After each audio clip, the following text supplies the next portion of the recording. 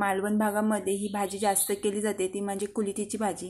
Blue फ्लावरचा भात एक number होतोय आणि टेस्टलाही छान लागतो। डेंठलही काढू शकता फुलांची, मी डेंठल काढली नाहीये। उकळत्या पाण्यामध्ये फुलं डिप करून झाकण देऊन, मी झाकण नाही दिलेला, मी स्टर करून घेतलंय। फुलांचा कलर काढून घरामध्ये जे तांदूळ खाते ते मिक्स करून या फुलाचे औषधी फायदेही खूप आहेत। चवीनुसार मीठ, भात शिजून घ्यायचं आहे। एक रात्र फुगून घेतलेले कुलीत, मालवणी लोक कुलीत तव्यावर भाजून डाळीप्रमाणे ग्राइंड करून घेतात आणि त्याची डाळ बनवतात। आणि ही भाजी खूप औषधी आहे। कुकरला लावून घेतले, चवीपुरता मीठ आणि पाणी मिक्स करून कुकरला 4-5 शिट्या काढून घ्यायच्या आहेत। फोडणी देण्यासाठी भाजीची तयारी, तोंडली, टोमॅटो, मिरची आणि काकडीचा सलाद। हिवाळ्याचा सीझन असल्यामुळे मार्केटमध्ये भाज्या खूप फ्रेश मिळतात। तुम्ही कोथिंबीरीचे डेंठल टाकत असाल तर टाकू नका, त्याची मसाला ग्रेव्ही छान होते।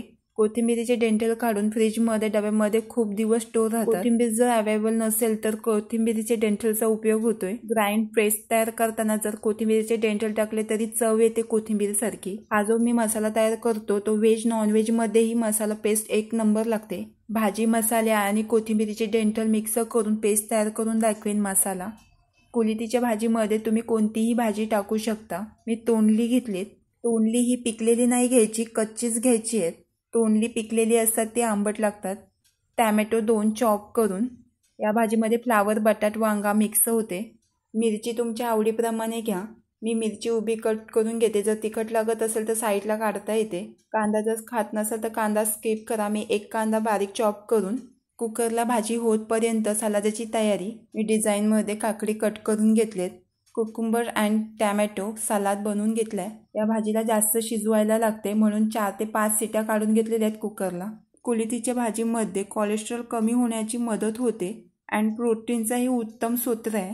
मालवणला आम्ही घरगुती रेस्टॉरंटला गेलो होतो त्यावेळी आम्हाला ही डाळ दिली होती। फोडणी देण्यासाठी तेल, जिरा, राई, हिंग तेलामध्ये तडतडून, चॉप केलेला कांदा तेलामध्ये ब्राऊन करून तेलामध्ये कांदा मारून घ्यायचा आहे। चॉप केलेली मिरची, मुखवास म्हणून कट लावून मिरचीला तळून साईडला काढून तोंडाला लावण्यासाठी मिरची, टोमॅटो सर्व एकजीव करून, हळद, धना पावडर, गरम मसाला, तिखट मसाला तुमच्या आवडीप्रमाणेच टाका। यामध्ये सुका ग्राइंड केलेला खोबरा 2 चमचे, तुमच्याकडे जर ओला खोबरा असेल तर ओलाही मिक्स करू शकता। तोंडलीची भाजी मिक्स करून भाजी सॉटे करून झाकण देऊन 2 मिनिटे शिजवून, चवीपुरता मीठ आणि कोथिंबीर, कुलितीची भाजी शिजवतानाही मीठ टाकलं होतं त्याची काळजी घ्या।